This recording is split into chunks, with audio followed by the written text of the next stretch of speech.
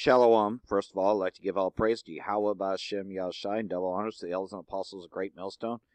And peace and salutations to you hopeful elect out there that's going out and proclaiming this truth. Even though I just did a video going out on the streets teaching every day is Groundhog Day in Babylon the Great. That's right, because of the fact that, you're serving a dead-end job. Every day is the same. Nothing really ever changes.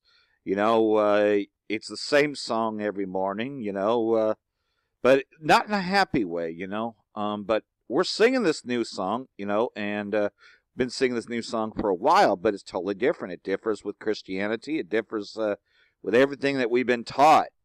And so, a lot of people want to stay in Groundhog Day mindset, like the Truman Show. They just would rather believe the lie than take heed to this truth, It's kind of the point, as I read out of Isaiah 17 there. But, there's a little bit more on this, internet cut, as we know that, they're cutting the internet, but this is on Assange, so there's a little bit more follow-up from RT. So I'm going to read that here. Ecuador cut Assange's internet over Catalina crackdown tweet. Source close to WikiLeaks. The move by the Ecuadorian embassy to cut all communications for Julian Assange was triggered by his critical remark on the arrest of Catalan leader Carles Puigdemont, which compared modern Germany to the Nazis, a source says. The WikiLeaks leader, who is stranded in Ecuador's diplomatic mission in London, found himself in a total communication blackout on Wednesday. So, they just took him down just because he didn't agree with the establishment, right? So he's, another whistleblower truther. So, also, we got what's going on in Syria here, the terrorists are being evacuated while many of the refugees are returning back to Syria. So, a new batch of terrorists leave Eastern Ghouta for Idlib. And, well, if you know anything about the Idlib countryside, that's been the terrorist hubs, American supported, the whore, Babylon the Great. Efforts to afoot to bridge educational gaps for 15,000 students who left Eastern Ghouta. That's another thing, these bombs are fucking blowing up schools right and left. But I don't see any protests about that, with this March for the Lies bullshit, But yet, we're talking about real school shootings. We're talking about United States military attack planes saying that they're fighting ISIS, but bombing civilians. But there's no protest about that. Damascus Deputy Foreign and Expertise Minister Dr. Fayasi Mihat took aim at the investigative mechanism of the OPCW UN Joint Mission tasked with probing the use of chemical weapons in Syria. So, they are, proving that it was the terrorists that had them. Fifth batch of terrorists leave towns of Eastern Ghouta to Idlib. Representing President al-Assad, Azam offers condolences to Russian people over Kemero's fire. That's right, because they just, and it was a Mossad operation, but, aim more to blame, the ISIS group, so that way America has a reason to be in there to help fight ISIS, even though Russia's fighting ISIS. So anyways, Damascus, representing the President Bashar al-Assad, Presidential Affairs Minister Mansour Azam on Wednesday visited the Russian embassy in Damascus and offered condolences to Russian President Vladimir Putin, Ambassador Alexander Kinchek. And, of course, let's see here. Yeah, so that's kind of what's going on here. Just trying to find something else here. That's another thing about humanitarian situations, humanitarian aid and all that, United States, the whore, Babylon the Great, is currently stopping all humanitarian aid from going into Yemen while, shipping around the Saudi prince, the terrorist, who's unleashed this war against Yemen, which we know it's a U.S. war against Yemen. It's just Saudi Arabia happens to be the closest to it to do their dirty work. But you could best believe, whenever it comes to terrorism, America's fingerprints are all over it. That is the whore, Babylon the Great. So let's take a look here, another article that I pulled up. Just got a buzz for it this morning. So, get up here. Telegram finally restored after outage across Russia, Europe, and the Middle East. Instant messaging app Telegram suffered an outage for users across Europe, the Middle East, and Russia on Thursday. The episode lasted a number of hours before being rectified. So yeah, they just cut their internet connection also. Down Detector reported a spike in problems with hundreds of users complaining that the Russian-designed app was not working. Users were greeted with a service error, or in some cases, the app simply failed to load. And they've been fucking with our streams. They've been fucking with a lot of brothers' channels, because these motherfuckers know that they're fucking through. Because we're tearing down stretch Christianity, and coming out with this new song, so it's really hurting you. So look at my channel here, Confusion Face Reading 2, especially if you want to check out the longer length videos, which I also put in a playlist called In Revelation Times, because that my channel was taken down a couple weeks ago. I was kind of down and out about that a little bit, but then I, dusted that off and just got back out there and kept teaching anyways. That's all we can do. They are cutting internet right and left. Edom's days are numbered as the beast breaks away from the whore.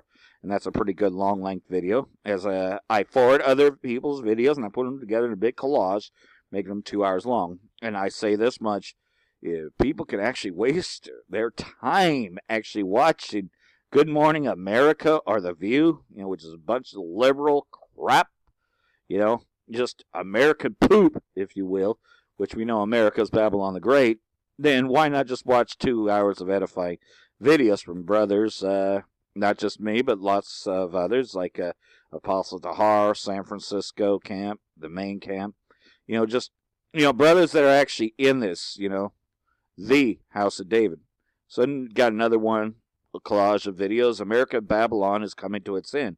And I did one about the Bitcoin reserve currency because, that's a digital currency because they're wanting to get rid of cash. They wanted to go cashless, Chris Green, AMTV, talks about it, but you take a look here. This is some of the end time news here, but we're going to look at this Alex Jones video because I think that you'll find this interesting. Not that I'm telling you to subscribe to Alex Jones, but just, pretty much it's the, deja vu all over again, 2013. Breaking. Facebook violated federal law, anti-gun march, confirmed synthetic Astrov. Students chant to take away rights under American flag, march for their lives. Mark Zuckerberg caught in massive lie. I would never sell users' data. Yeah, we don't even use Facebook, if you're in Great Millstone. We don't even use Facebook because we already know it was corrupt. And we're not in this to make friends anyways, We're just out here to do a job, to proclaim this word. Another one interesting, fighting tyranny in California, exposing mayors and shadow government leaders in power. And AMTV, Chris Green, did another one. North Korea is a disaster. Expect World War III. We might try to look at that. This is a big one. San Francisco Bay Area oppression is coming to a city near you. Probably put that in one of my longer length videos. The chariots are revealing themselves to the astonishment of Esau. Yeah, and that's another thing I talked about when I was on the street this morning. So, take a look at this Alex Jones video here.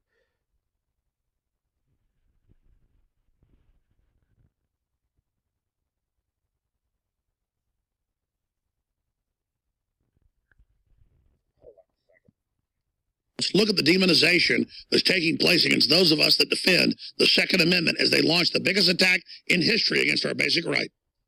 What separates mainstream media from blatant propaganda? 800 marches are planned for Saturday, from Bismarck to Salt Lake City, Memphis to Springfield, Virginia, and everywhere in between. Children now taking on a very adult topic, politics, and hoping they can teach the grown-ups a lesson. The lopsided coverage of the March for Life was anything but objective. But don't take my word for it. Here's gun grabber in chief, Senator Dianne Feinstein from California, with more. Let's bring in a prominent member of the United States Senate, Dianne Feinstein of California. She's in San Francisco right now. Dianne, thank you for doing this, Senator. What's it like out there today? It's wild here in Washington. Well, it's the first day of spring. People are here. The program hasn't begun yet. What I want people to know is that we have introduced an assault weapons ban. My office wrote it, but we have 30 co-sponsors. It's in the Judiciary Committee. We are asking for a hearing. Problem is, we need 60, and we don't have a single Republican. And you've got to get the military weapon off of the streets and out of the schools and out of circulation. I deeply believe that. Even the presentation during the March for Life rally in Washington, D.C. subjected the participants with know thy enemy style expositions. They use their schools to teach children that their president is another Hitler. Hitler took the guns. Stalin took the guns. If you try to take our firearms, doesn't matter how many lemmings you get out there on the street begging for them to have their guns taken. We will not relinquish them. They use their movie stars and singers and comedy shows and award shows to repeat their narrative over and over again. What matters is who the enemy is. They're the no-gun people, period. Listen up. You might have met our fresh-faced flower child president. We need Ivy League friends. You might want to sit there one of these, you punk. The only truly free people who have ever walked this earth have been armed people. From my cold, dead hands.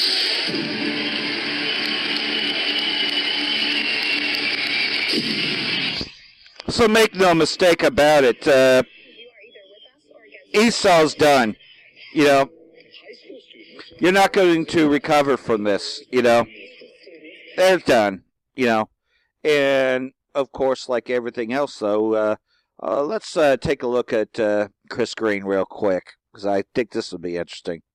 Hey everybody, I'm Christopher Green. You're watching AMTV Alternative Media Television. Welcome to the live show. I thought I would do a special broadcast for you. I just did an in-studio shoot. Very important video talking about what's going on geopolitically. I've put it in post-production. And how I think we're looking at a ticking time bomb.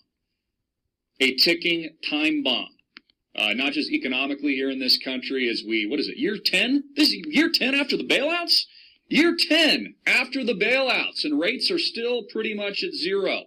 This is absolutely... Yeah, Kmart gone, Sears gone, Toys R Us. 10 years after the bailouts, and Donald Trump just authorized, along with your Congress, and basically government officials, the Senate, I mean, basically everybody's in this smorgasbord of helping to raise the debt through the omnibus package, which nobody could even read because it's a multi-thousand-page document, and basically kicking up the debt another $1.3 trillion, a $1.3 trillion spending bill. But what brings me to today's show is Kim's message for Donald Trump.